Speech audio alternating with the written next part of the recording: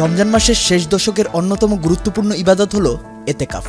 এটি এমন এক সাধনা যেখানে একজন মুমিন ব্যক্তি দুনিয়ার সব ব্যস্ততা থেকে নিজেকে সরিয়ে নিয়ে শুধুমাত্র আল্লাহর ইবাদতে নিমগ্ন থাকেন। মসজিদের নির্ধারিত স্থানে অবস্থান করে নামাজ, কুরআন তেলাওয়াত, জিকির ও দোয়ার মাধ্যমে আত্মশুদ্ধি ও আল্লাহর নৈকট্য লাভের চেষ্টা করেন।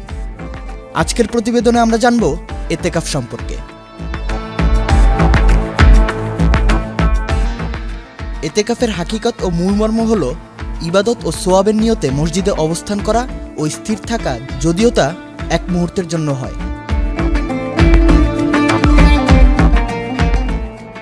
এতেকাফ মূলত তিন প্রকার।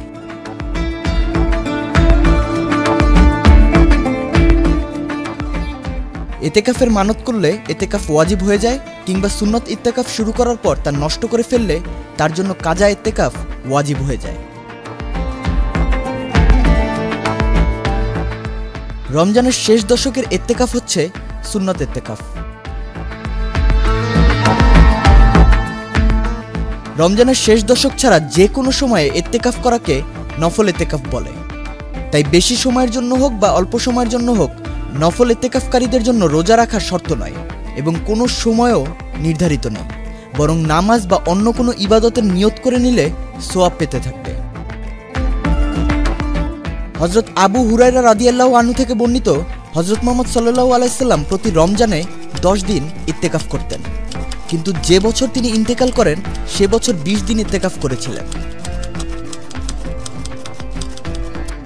হযরত মুহাম্মদ সাল্লাল্লাহু আলাইহি সাল্লাম বলেছেন, যে ব্যক্তি আল্লাহর সন্তুষ্টির জন্য ইতেকাফ করবে, আল্লাহ তাকে 2টি খন্দকের দূরত্বের সমান জাহান্নাম থেকে দূরে রাখবেন। যে ব্যক্তি ইখলাসের সঙ্গে ইতেকাফ করবে, তার পূর্বের গুনাহসমূহ ক্ষমা করা হবে। 5 ওয়াক্ত নামাজের জন্য মসজিদে প্রবেশ করলে ইতেকাফের নিয়ত করে নেওয়া মুস্তাহাব। এতে করে মুসল্লির আমলনামায় অধিক হারে সওয়াব লেখা হয়ে থাকে।